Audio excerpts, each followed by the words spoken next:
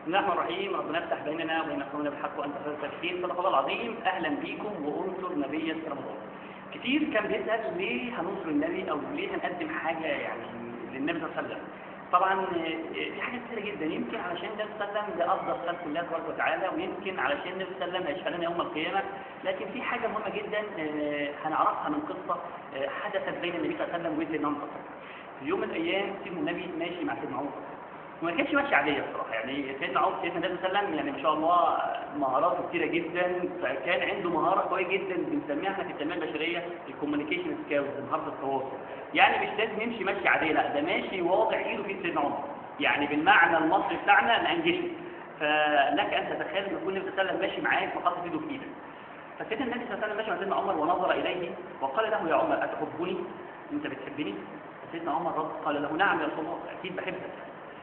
قال: أكثر من مالك يا عمر؟ يعني عايزك تتخيل معايا لو أنت عندك بقى شركات وقصور وسيارات ربنا يوسع عليك، يعني ممكن يكون حب النبي أقوى من هذا المال؟ سيدنا عمر قال له: نعم يا رسول الله. قال له النبي صلى الله عليه وسلم: أكثر من أهلك؟ الابن والزوجة والأولاد والأب؟ قال له: نعم يا رسول الله. قال: أكثر من نفسك يا عمر؟ قال: لا يا رسول الله. كان صادق سيدنا عمر.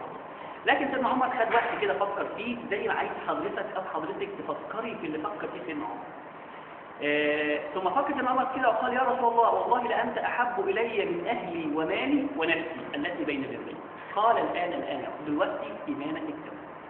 طب سيدنا عبد الله بن عمر يحكي لنا القصة بقى بكده بعد ما كبر عبد الله وبدأ يسأل سيدنا عمر الخطاب يعني إيه اللي حصل بالظبط يا والدي؟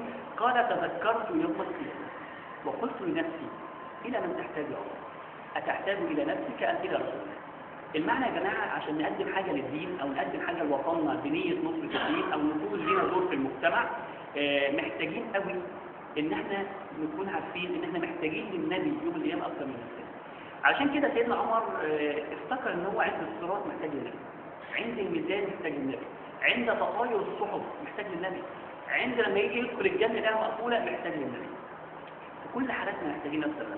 عشان كده جايين النهارده وجايين الفتره اللي جايه في رمضان والانصر النبي في رمضان، هناخد نماذج من الصحابه ونماذج من التابعين ونعملهم اسقاط على الارض الواقع، ونبدا نبعت رسائل ازاي الاسره تنصر النبي، ازاي الشباب ينصروا النبي، ازاي الاعلام ينصروا النبي، ازاي المسؤولين ينصروا النبي صلى الله عليه وسلم. هدفنا نعمل حاجه للمجتمع، هدفنا نكون ناس يعني تكون عضو صالح في المجتمع وتفيد المجتمع ان شاء الله. نبدا معاكم في اللقاء القادم ودور الاسره في نصره النبي صلى الله عليه وسلم. اشوفكم في اللقاء القادم ورب يجعل كل ايامكم سعاده، والسلام عليكم ورحمه الله